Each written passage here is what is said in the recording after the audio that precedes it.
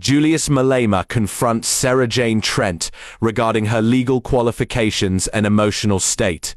The masterful cross-examination leads to a daring move. What she has quoted here is not helping what she's saying.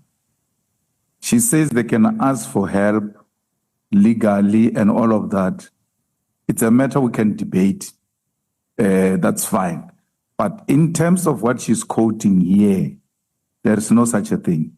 And she has to agree that this quotation is not saying what she's saying.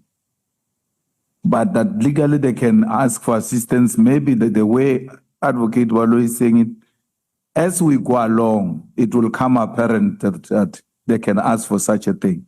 But where we are now, 24.1 and 3A, 3B, and 4, all of that, there is no relevance to what she's saying. And she needs to concede that before we proceed. She does not have an answer to the question. Ms. Trent. Ask her if she agrees with me that this does not speak to what she said.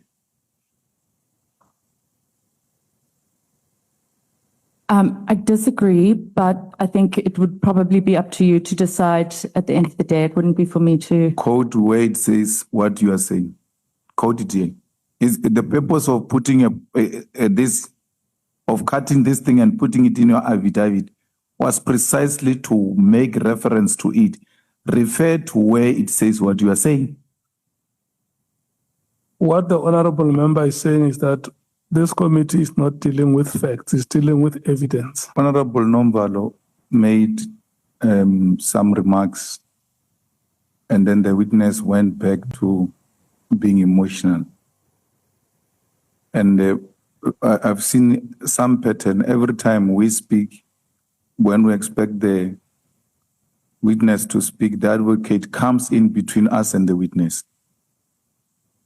Unlike the other advocates where they wait and ask you if they can come back after we had asked questions or made comments. So she comes in between.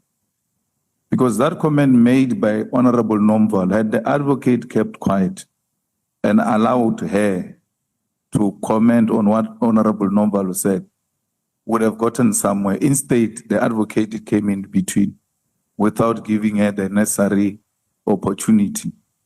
And we even proceeded to speak.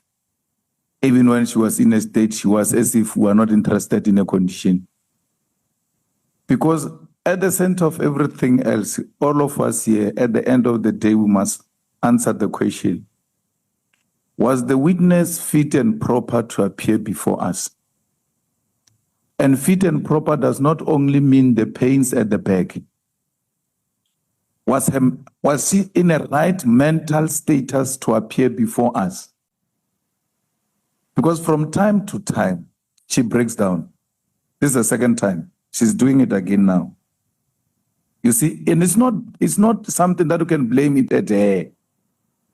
She could be going through something that we are unable to detect. What is this thing?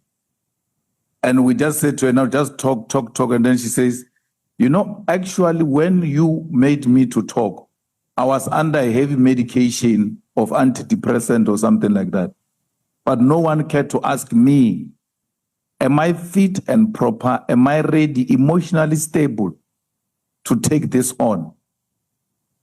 Because this we are experiencing for the first time, chairperson.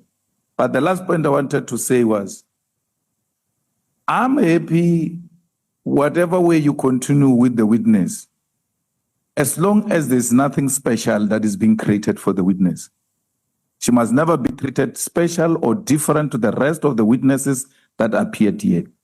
So if that is the understanding, I'm more than fine if she goes without reading the statement, but speaking to the statement or going paragraph by paragraph for the statement. Whatever the issues might be, we'll get to the bottom of the truth of what she knows. So we are in your hands, Chair.